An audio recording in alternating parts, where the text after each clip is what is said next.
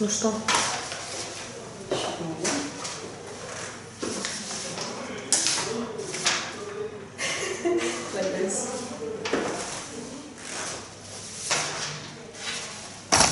Хочешь, я могу прям ближе. Да не знаю, нет, хорошо было в полный рост. Полный рост он уже не успел. Ну окей, да.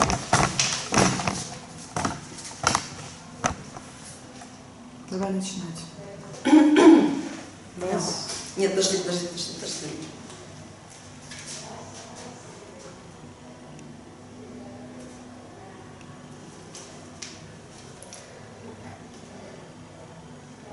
Готово? На раз, два, три? Давай. Раз, два, три.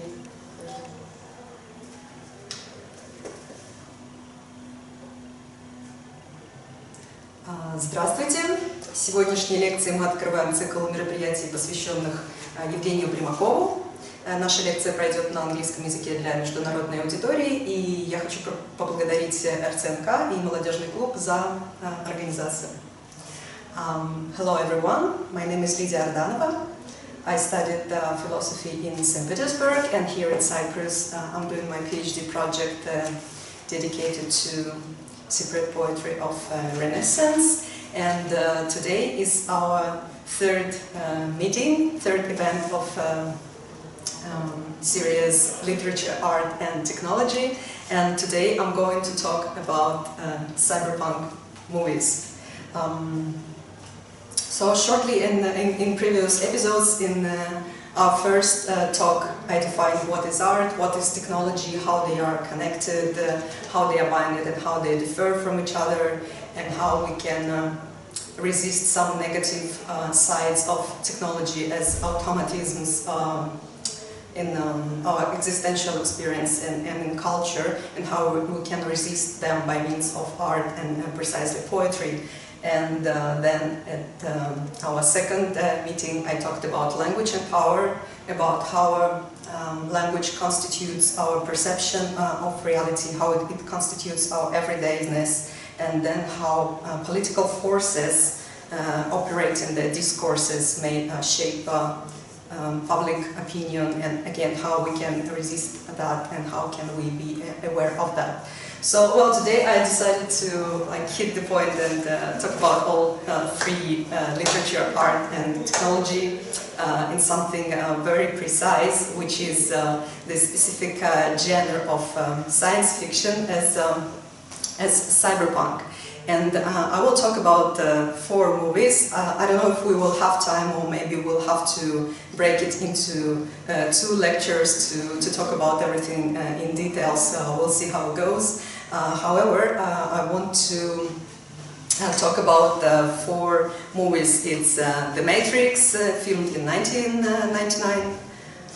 Then it's the first Blade Runner, filmed in 1982, and the second Blade Runner 249, filmed in 2017, and the last one is Ghost in the Shell, which is a Japanese animation made in 1995. And of course it would be more fun and more interesting to watch these movies together, to discuss them and to share ideas and opinions, but well, now circumstances do not allow us to do that, but maybe we still can dream about a future event like that, and maybe in this Futurum project it will be possible in some future to have kind of festival of science fiction movies and talks. So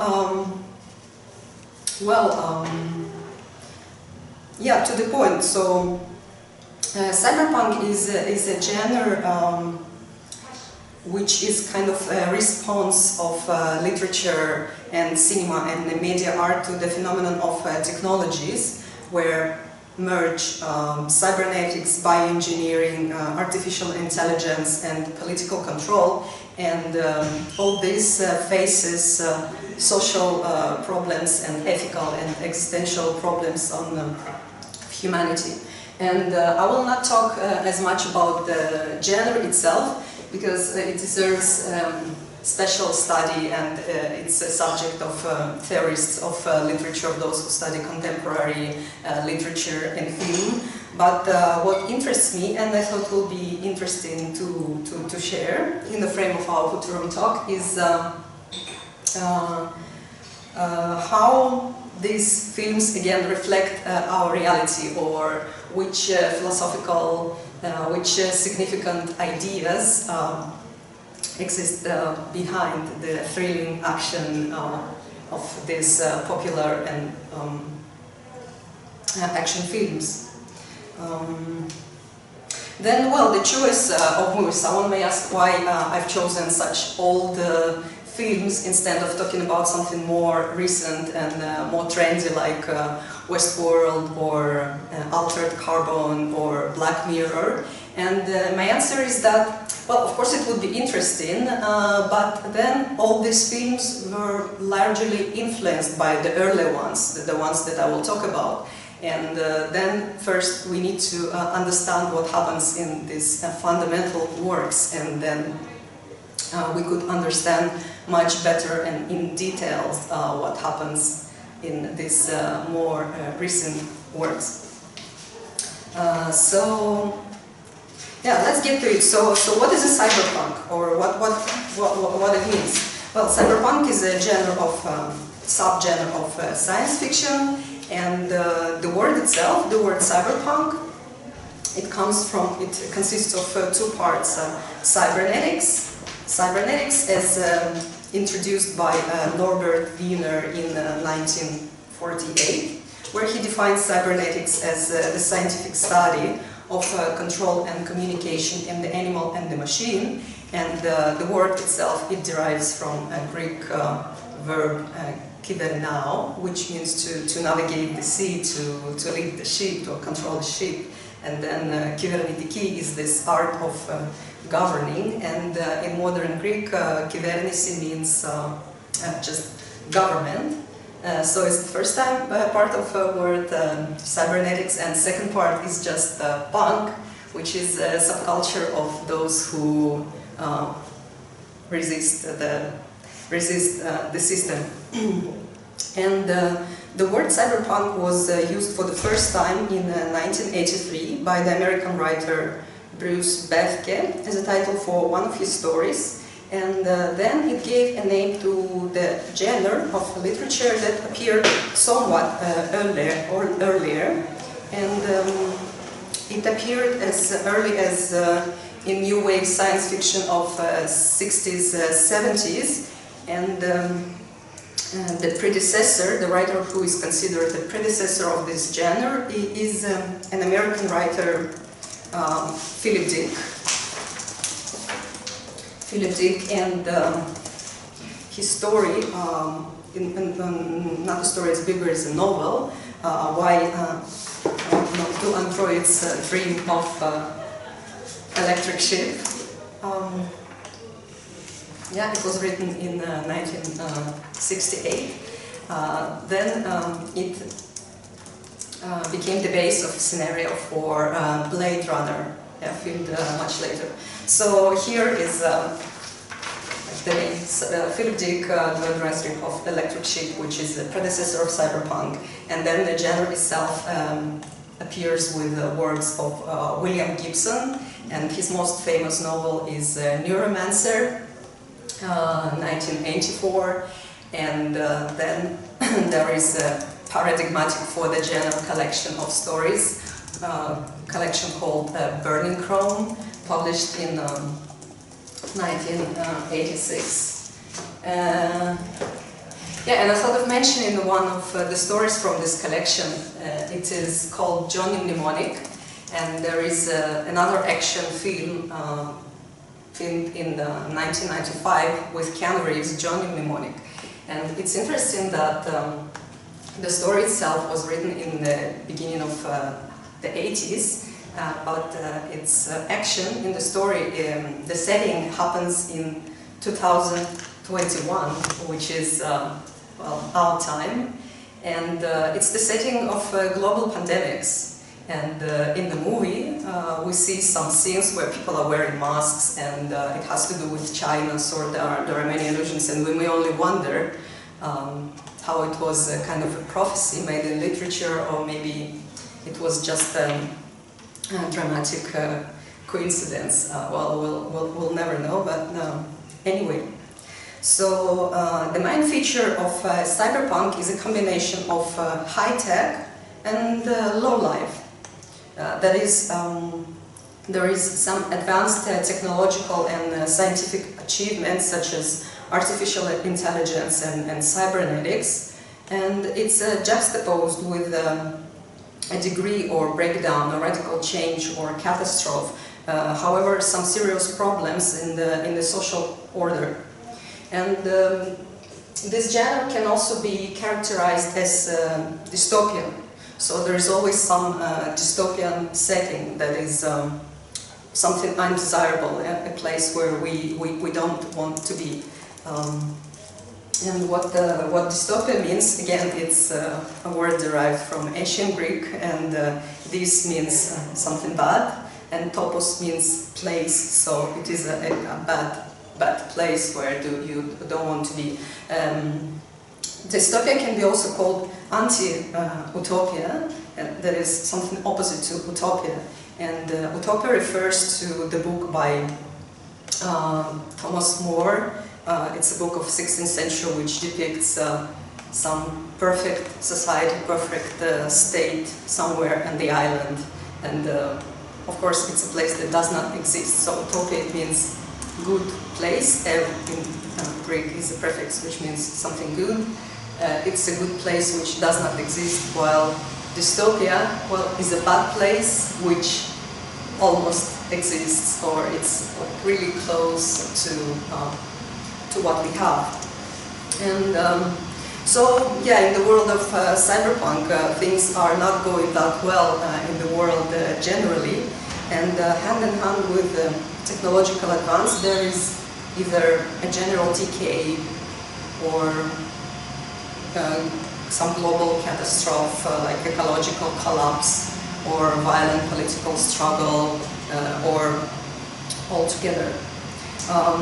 To close the introduction to the genre, I will cite a passage from a paper by René Dekartom. She's studying modern literature in Tel Aviv University, and her article is called Recycled Dystopias, Cyberpunk and the End of History. It was published in 2018, this one, and so she claims, while cyberpunk is often described as a dystopian genre, it should be seen rather as a post-utopian one. The crucial difference between the two resides in the nature of the historical imagination reflected in the respective narrative and thematic conventions.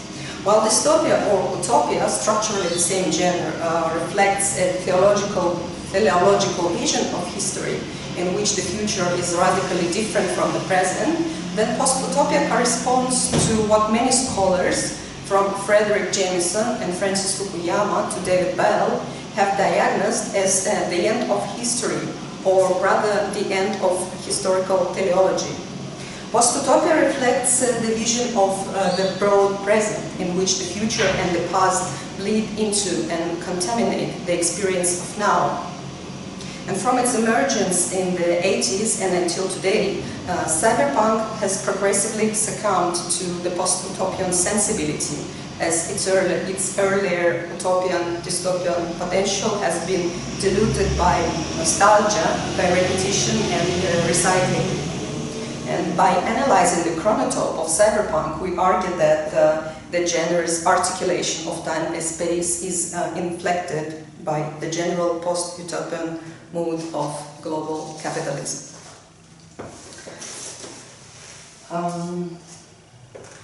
Well, let's proceed to the movies. So our first choice is The Matrix. Yeah, this is the list of the movies.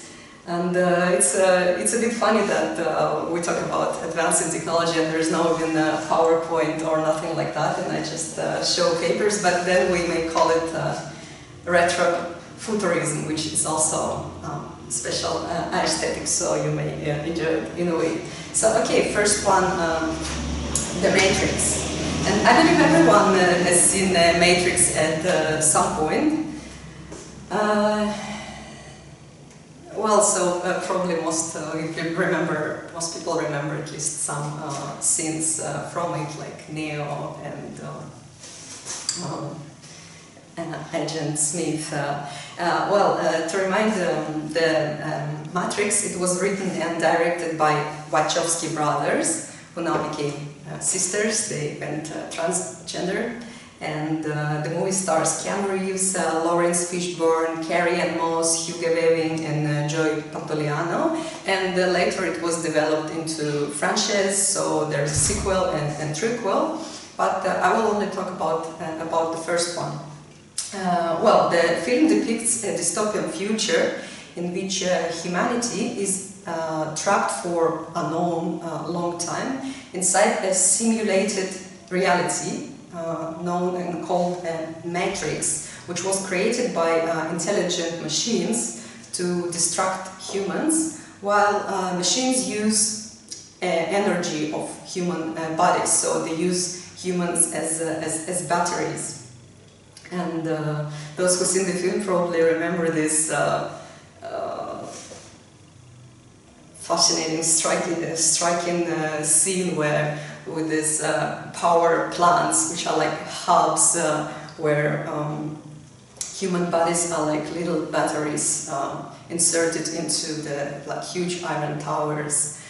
It's really impressive. And then in this world there is a group of people who fled from slavery to machines, and they live like partisans, and they live underground, leading a partisan war against machine to liberate all the humanity. Yeah?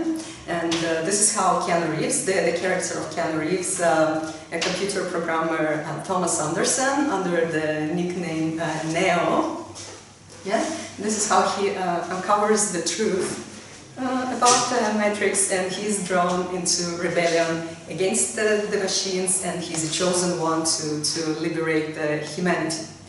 So, well, the general idea of the film is that the world as we know it is not real, that it is a delusion.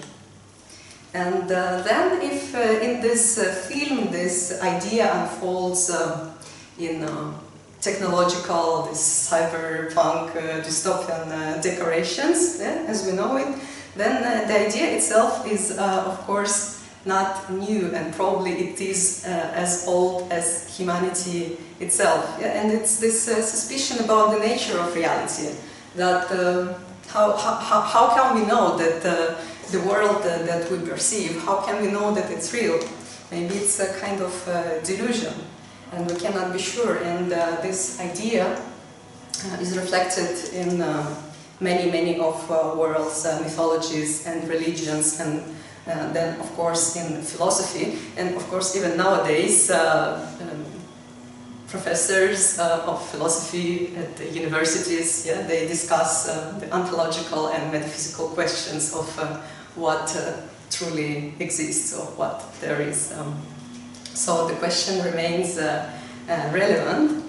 And what do we know about the history of this question?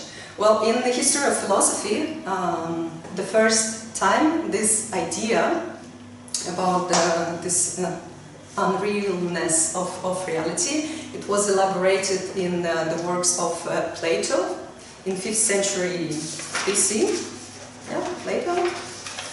And in his work Republic, book 7, there is a passage which is known as allegory of the cave, which describes something very similar to Matrix in general lines. So what was the idea of Plato? There in the dialogue, It is a dialogue of Socrates, the teacher of Plato, and Glaucon, the brother of Plato, and they talk, and Socrates suggests to Glaucon to imagine, to imagine as a mental experiment, to imagine a cave where people have been imprisoned from their childhood, but what he said, not from birth, anyway, from their childhood, and the prisoners, they are chained so that they cannot move. They only can look at the wall, they cannot turn their neck, their legs are chained, they cannot move, so they cannot see each other, they cannot turn around, they only look at the wall, and they see shadows. All they see are shadows on the wall. So where shadows come from? Behind the chained people, there is a walk path, and there are artisans who work back and forth and carry some objects which are like puppets. There further there is some fire.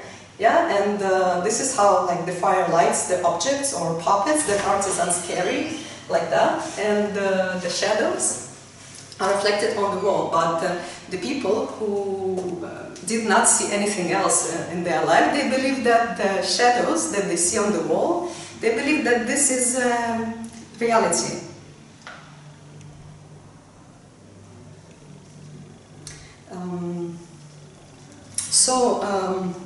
What happens then? As Plato himself indicates that this fire is also a political doctrine that is taught in a nation state, so it also has some political implications.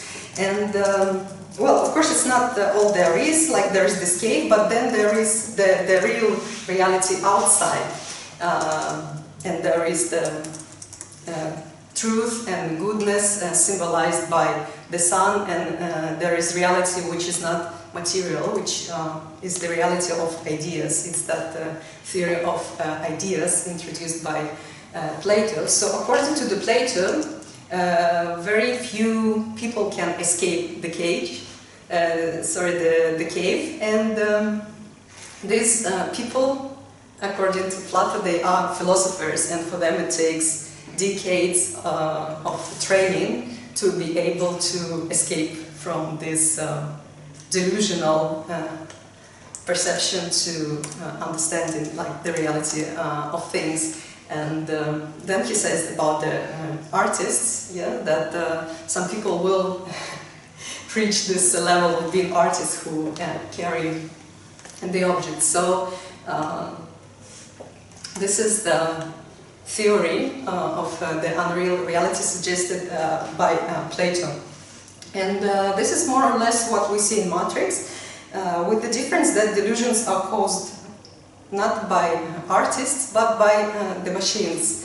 And if maybe anyone of you watched my first lecture, I talked about how Martin Heidegger is criticizing modern technology, saying that it replaced art, techne. If in Plato's work, a way to escape the cave and to learn the truth is to become a philosopher, then in Matrix those people, they don't call themselves philosophers, they are just rebels, but however they need to have this desire to learn the truth. So they also need to be driven by this love to the truth. And in the movie, also it's a famous scene where Morpheus gives the choice to Neo when he offers to Neo two pills, the red pill and the blue pill. And Morpheus says to Neo, he says, you take a blue pill, the story ends, you wake up in your bed and you believe whatever you want to believe. You take the red pill, you stay in Wonderland, and I'll show you how deep the rabbit hole goes. So the structure that we see in Matrix is the following. There is reality which is not real, yeah? It is simulated, it is constructed, and then there are alternative ways to face this fact, or different ways to interact with this reality. So we can either ignore the delusional character of this reality and act like nothing happened, or maybe like a Shakespeare's character magician Prospero in Tempest says that we are such stuff as dreams are made of, and our little life is rounded with a sleep, so we can only hope to continue dreaming, and we may just continue being charmed by Matrix and stay with it, or we may reject it, and then what is the outcome? Like, to leave the society, or to resist to social order in some way, or maybe to go to kind of a monastery or something. So what is the outcome? So what if one day you wake up and you understand that what you see is a delusion? There is an answer, and a popular philosopher, Slavoj Žižek, with a dose of irony, of course, he comments on this scene with pills and the choice like red pill or blue pill, and he comments on this choice in between two strategies of dealing with Matrix. And actually this short video is with Žižek in this scene. It was attached to our previous event about language and power on Facebook, so you may find it there. So Žižek says that the choice between the blue and the red pill is not really a choice between illusion and reality. Of course, Matrix is a machine for fictions, but these are fictions which already structure our reality. If you take away from our reality the symbolic fictions that regulate it, you lose the reality itself. And he says, I want a third pill. So what is the third pill? He says, definitely not some kind of transcendental pill which enables a fake fast food religious experience, but a pill that would enable me to perceive not the reality behind the illusion, but the reality in illusion itself. What does it mean? Well, it means actually that he suggests something similar to Plato. He suggests to become a philosopher, but contemporary philosopher who is capable of understanding how this phantasmatic reality is made. What is it made of? What is its structure? Yeah, to be able to analyze it, to understand in details how it works, and then on the basis of this knowledge to interact with it as he or she wishes. And to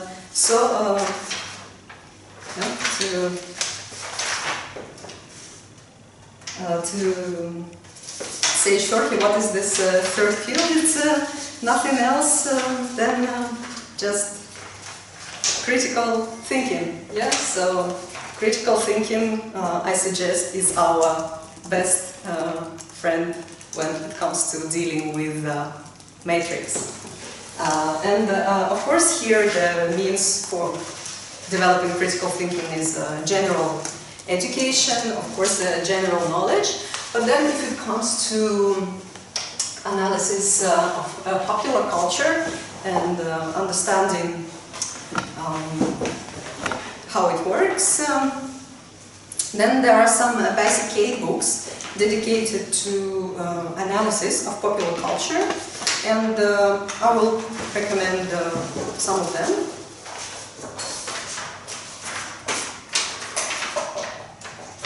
Here they are. Yeah.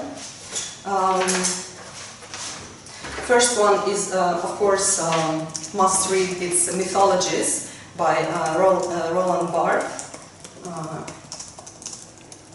published in 1957, and it's a collection of essays examining the tendency of contemporary social value system to create modern myths. So it's analysis of modern mythology in advertising, fashion, and ideology.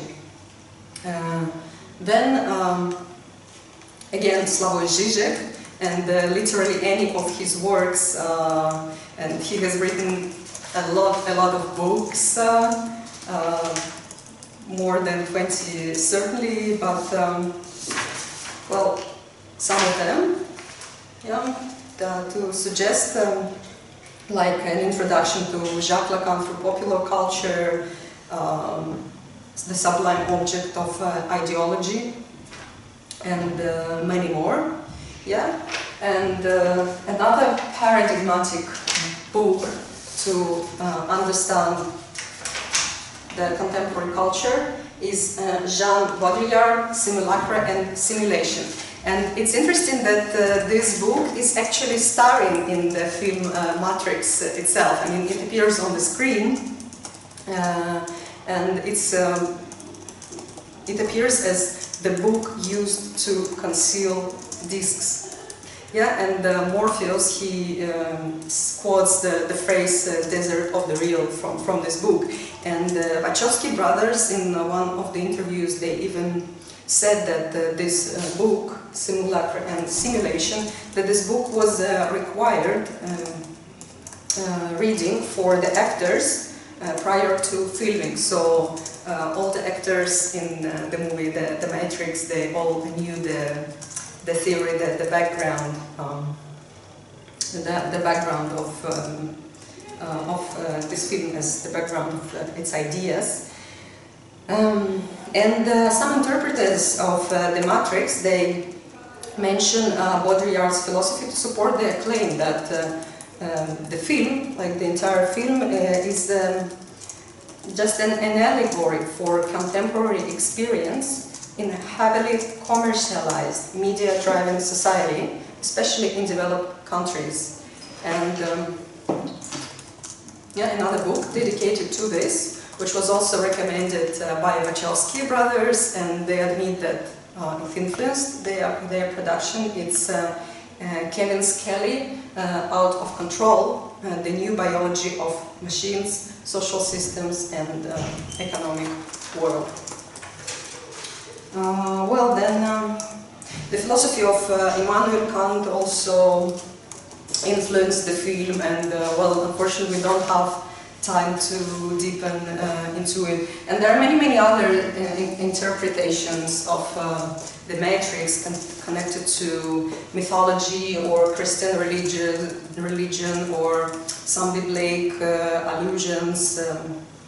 And there are many details, so it's impossible to mention everything, yeah, in such a limited time. And another interpretation that I want to mention to pass to our next movie, Blade Runner. It was suggested by William Irwin, who is a contemporary philosophy professor, best known for originating the series of books, Philosophy and the Popular Culture.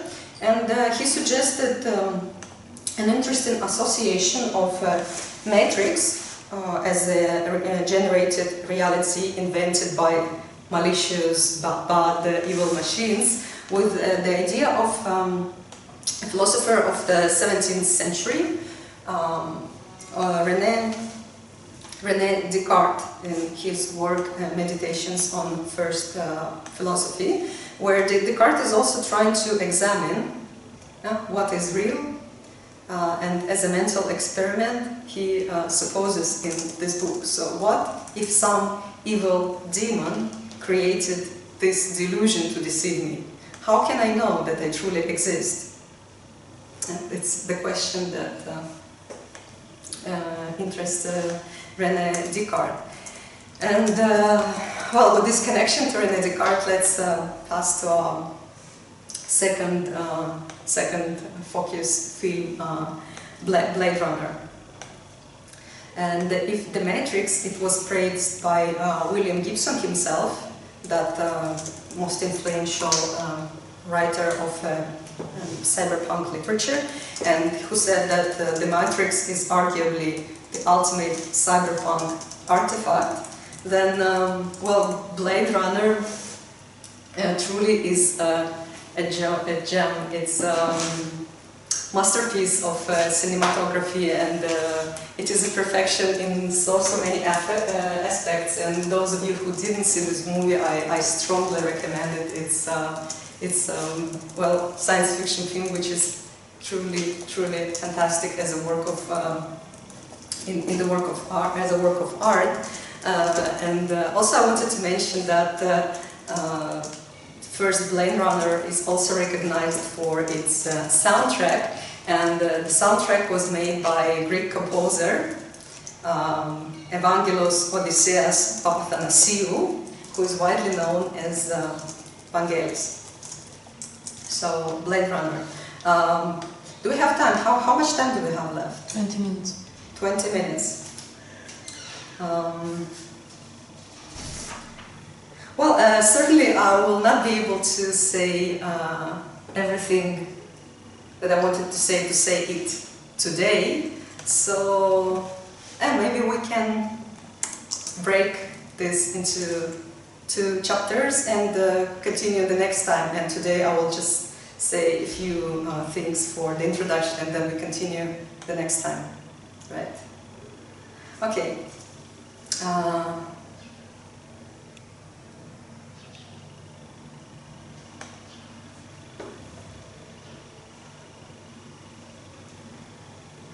Well, the Blade Runner, it was filmed in 1982. Yeah, a science fiction film directed by Ridley Scott, starring Harrison Ford, Roger Howard, Shin Young, and Edward James Olmos, and is loosely based on Philip Dick's novel *Do Androids Dream of Electric Sheep*. It was written in 1968. And the film is set in a dystopian future Los Angeles of 2019, yeah, which is already past for us. It's like a year ago.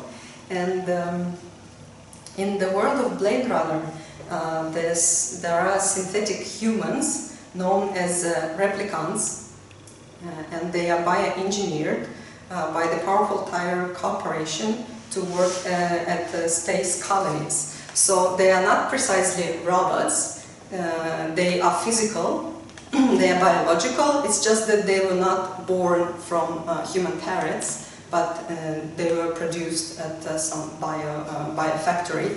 And another difference is that their lifespan is very short. They only live for 4 years, and then they die. So what happens in the movie when a group of advanced, like the best, yeah, replicants, led by Roy Batty, played by Roger Howard. It's that tall guy with short blonde hair. So when they escape from space colony back to Earth, then here on Earth, a former policeman named Rene Dekart, and here I remind of the 17th century philosopher René Descartes, yeah, which with his ideas this film is closely connected, and we'll come back to it this or next time. So it's not for no reason that the name of the main character of Blade Runner reminds us of René Descartes. So, former policeman Rene Descartes, played by Harrison Ford, he was offered that job to track down the replicants and to annihilate them, and he reluctantly agrees, and he takes this job to hunt the replicants, and they're like, this is what the plot, how the plot unfolds. And generally the film is very complicated, and behind the fascinating and thrilling action, there are so many cultural and philosophical themes, of course. And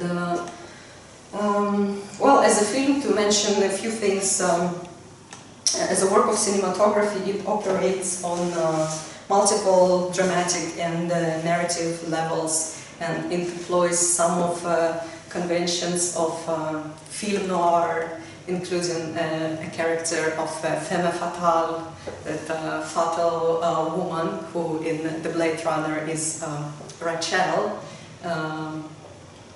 with whom the main character falls in love, and she's a replicant who is dramatically unaware that she's a replicant, and she believes that she's a real human, and the main character who is supposed to hunt and annihilate the replicants, he falls in love with her. So it's, in a way, it also reminds us the narrative of Greek drama, Greek tragic theater. And also, again, there are many interpretations and many allusions in this film, like on the Bible, such as Noah's flood, and many literary sources, as the story of Frankenstein, and so on.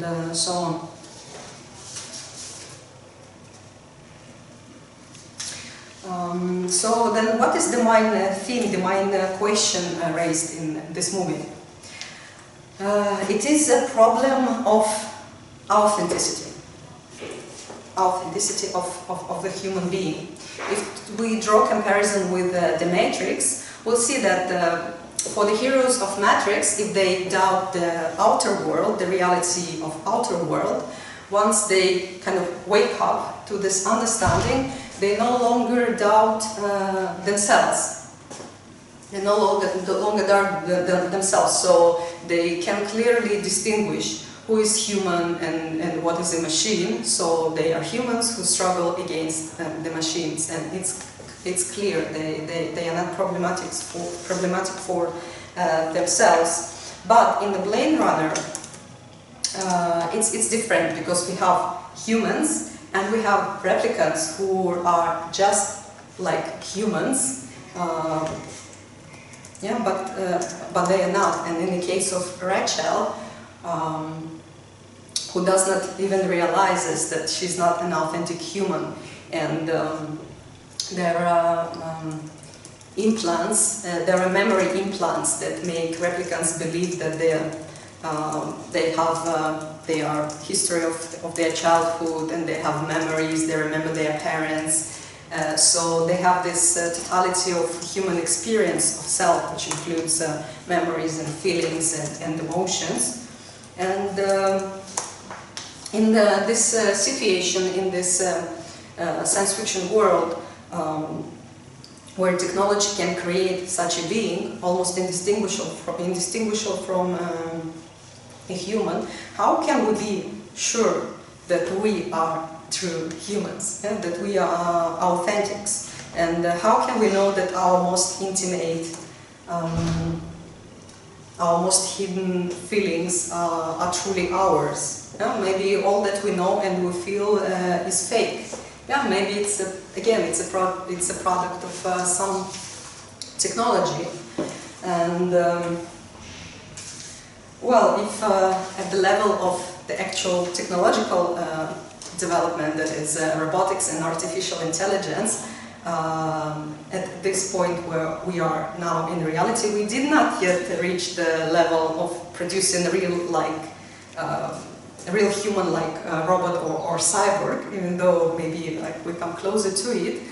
But besides being a relevant moral problem of genetic engineering, bioengineering and robotics, all this can be interpreted, of course, again, as an allegory.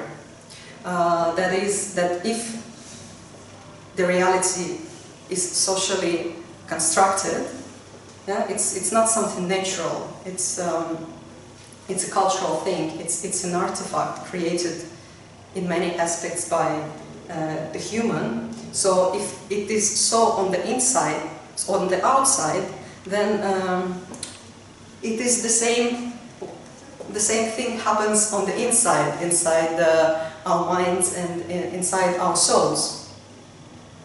Yeah? And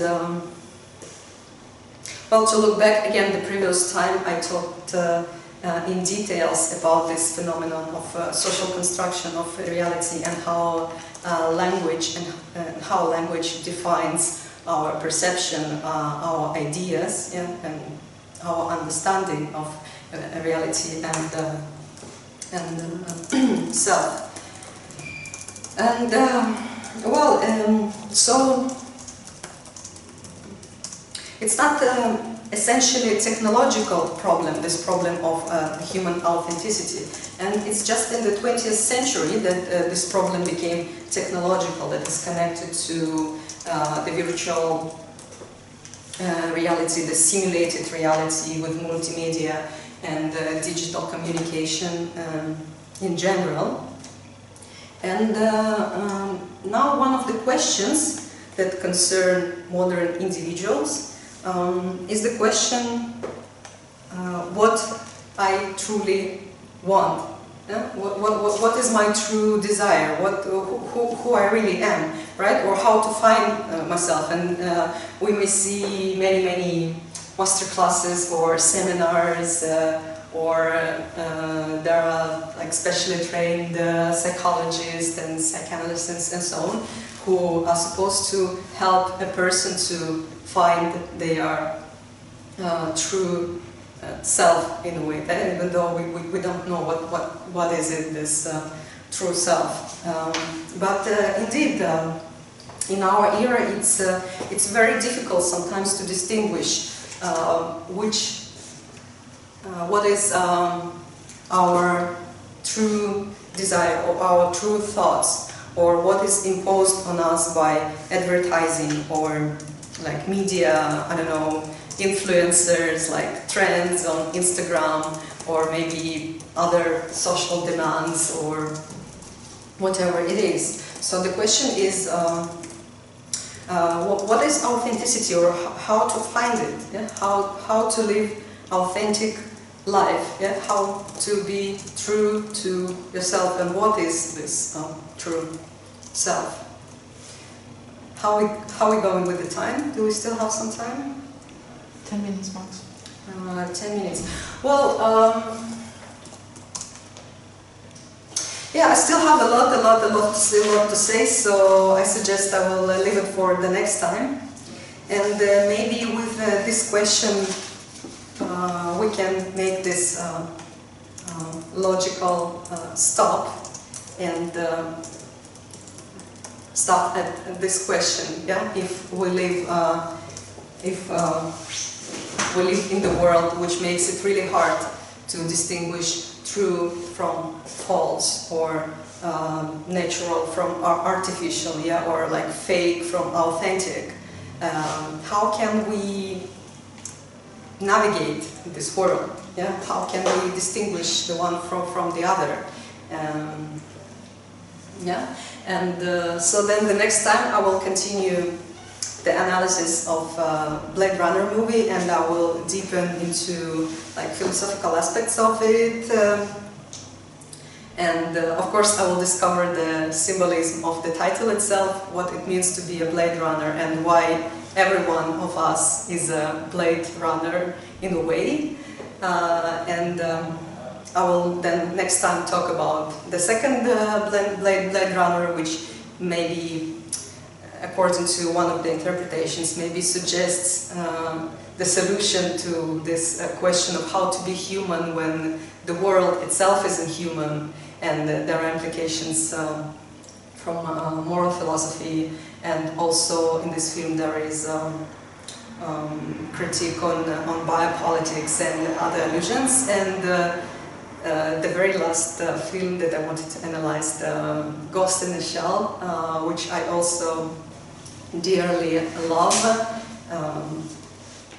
It is, I suppose, the most optimistic of all three, and it has its own ideas, and it is somehow connected to the era of Renaissance, which I also study and love. So then we'll continue the next time, and yeah, hope you will be with us, and yeah, we'll find some answers to this question. Thank you everyone for watching, for being with us, and then see you next time.